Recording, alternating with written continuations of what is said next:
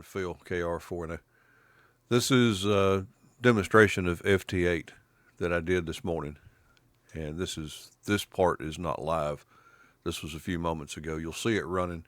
I'm actually on 40 meters, and I've already made some contacts, but you'll notice that I'm highlighting some things. The dimension software, which is something that you need to keep track of the time, keep it correct. It's already been synced, but I could do it again, but it's close. So I'm just going to minimize that, keep it running. So you can see that I have made some contacts. With the conditions of where they are, a lot of bands are just not operating good, and conditions are terrible. So this may be the only thing that you can make some contacts with. And we just made a contact with W2TOA. I'll highlight that briefly and let you see and minimize that.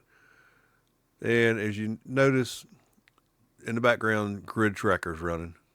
And I'll zoom in and let you see my location. And usually you can set it up to drag a line to the location of the station you're actually communicating with. And I actually had the wrong mode there. And there it is now. It's logging the contact. Grid tracker set up to do that automatically, and FT8 Wsjt X is as well, and it automatically sends it over to Kr4No. So there's the last contact I made, and it keeps it up to date.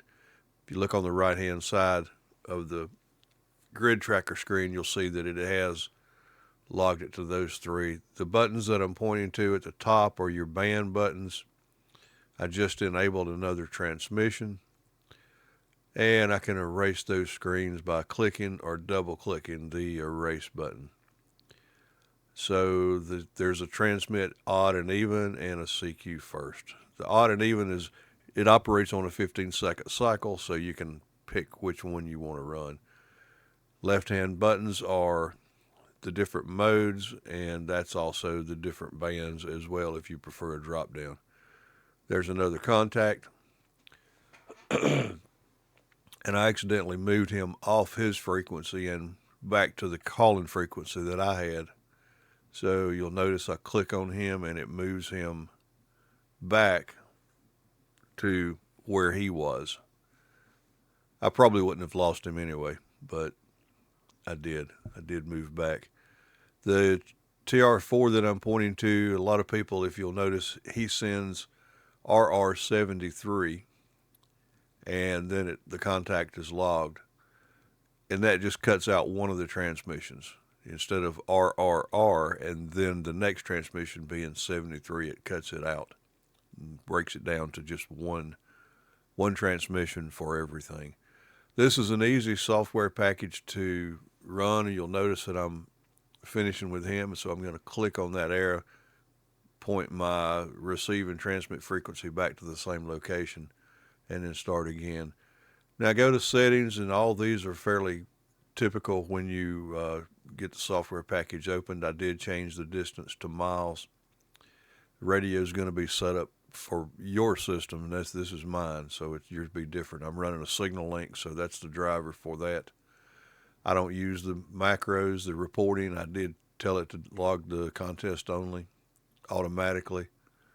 Frequencies, you can add a frequency if there's a subband of a FT8 or even one of the other modes that you want to add. And then colors you can change to anything that you can imagine and anything that's your preference. Advanced, I quickly clicked on this. If you're going to run like field day, you can see that it's set up. There's special setup procedures for that. They're very simple. And if you look at the contest directions, it'll tell you what you have to send, and you can set it up. It's a very easy to run program, Wsjt X. I'm running grid tracker in the background that does a lot of the logging for me, and I can graphically see where I'm at. The drop down menus across the top give you additional things. You can hide a lot of things. So hope you enjoy that. Conditions are bad, but get out and enjoy some digital communications with FT8, FT4.